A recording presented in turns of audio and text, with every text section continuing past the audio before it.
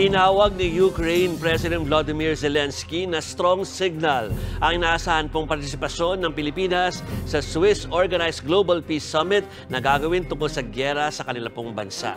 Makatapos po yan ang Defense Summit na dinaluhan nila Pangulong Bongbong Marcos sa Singapore nito pong nakaraang linggo. Ngayon nga po ay nasa Pilipinas si Zelensky para makausap mismo si PBBM. At para po bigyan ng mukha ang balita, Mobile Journal, Julie Baiza.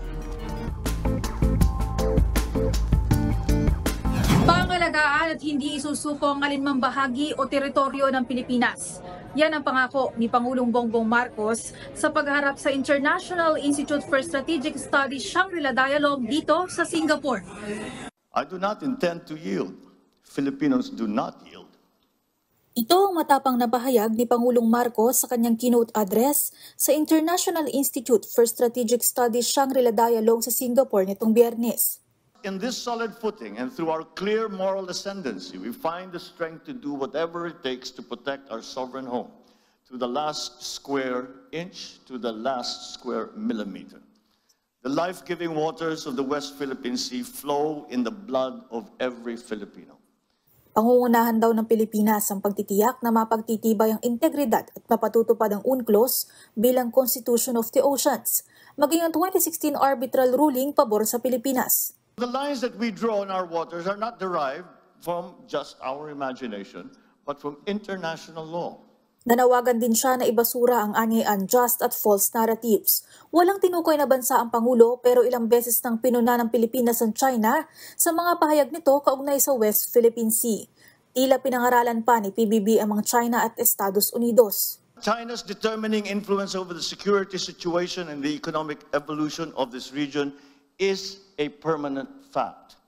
At the same time, the stabilizing presence of the United States is crucial to regional peace.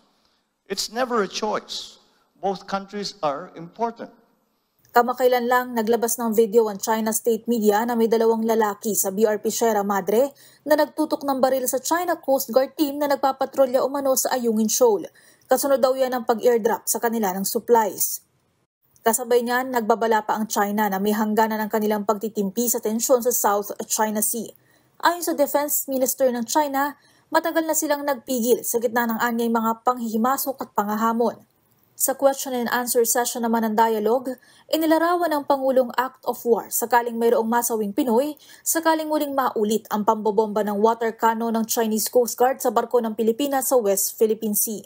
If a Filipino citizen is killed by a willful act, that is, I think, very, very close to what we define as an act of war, and therefore we will respond accordingly. Kasunod yan, nagsagawa ng bilateral meeting ngayong umaga sina PBBM at Ukrainian President Volodymyr Zelensky sa Malacanang. Nauna na siyang dumalo sa Shangri-La Dialogue sa Singapore kung saan inakusahan niya ang Russia maging ang China na pinipigilan o minamaliit umano ang isang peace summit sa Switzerland. Pinlano rin ng Ukrainian President na makausap si PBBM sa Singapore pero hindi nagtugma ang kanilang mga schedule.